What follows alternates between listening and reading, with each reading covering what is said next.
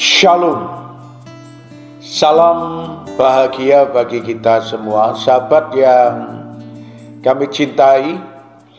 Marilah kita kembali untuk menikmati apa yang Tuhan berikan pada kita. Teristimewa pada hari ini kita akan merenungkan kebenaran firman Tuhan.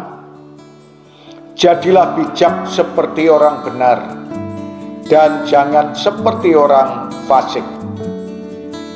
Saudara-saudara, Tuhan mengajarkan kepada kita seperti apa yang saudara dan saya nikmati ketika Tuhan Yesus bersama-sama dengan murid-muridnya. Dia juga memaparkan tentang kehidupan setiap orang, dan dikatakan orang yang kaya dia mempersembahkan yang terbanyak, tetapi janda miskin mempersembahkan harta yang dimilikinya. Lalu Tuhan juga berkata kepada murid-muridnya, mana yang terbanyak, mana yang benar, mana yang baik. Sebenarnya kalau kita memperhatikan bahwa semuanya itu baik, tetapi kita bisa belajar dari apa yang Tuhan ajarkan pada kita. Maka kita tidak akan melihat dari orang yang mempersembahkan begitu banyak dan orang yang mempersembahkan yang sedikit dari segi nominal.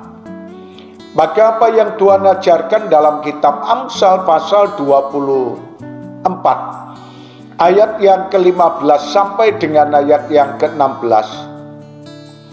Jangan mengintai kediaman orang benar seperti orang fasik.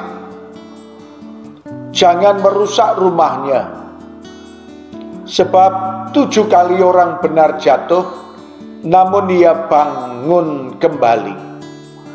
Tetapi orang fasik akan roboh dalam bencana.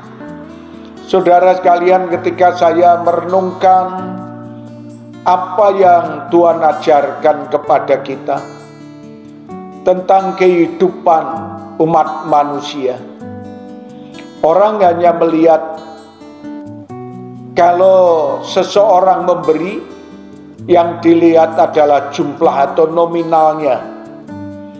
Mana yang lebih banyak, mana yang sedikit. Tetapi kita juga bisa belajar sebagai orang yang bijak. Kita diajak untuk belajar kepada orang yang benar. Dia akan melakukan segala sesuatu dengan benar, dengan baik, sesuai dengan petunjuk yang Tuhan berikan. Tetapi orang fasik, mereka tidak hidup dalam kebenaran, dan dia hanya ingin menyenangkan orang lain agar dirinya memperoleh puji-pujian, penghargaan, dan sanjungan. Tetapi kita tahu, saudara sekalian, orang benar sekalipun dia diperhadapkan dengan kesulitan, 7 kali dia jatuh, 7 kali menghadapi kesulitan, tetapi dia akan bangun kembali karena mereka tetap mengandalkan kebenaran dan bersandar kepada Tuhan, dan Tuhanlah yang akan menolongnya. Orang fasik ketika dia tidak mengandalkan Tuhan, dan mereka hanya mengandalkan kemampuannya dan harta kekayaannya, maka mereka akan jatuh oleh karena kesombongannya. Terima kasih Tuhan Yesus, kami boleh belajar dari apa yang Tuhan katakan pada kami, supaya kami hidup seperti orang yang benar dan tidak belajar dari hidup dalam kefasikan. Terima kasih Tuhan, kami mengucap syukur dalam nama Tuhan Yesus, kami berdoa. Amin.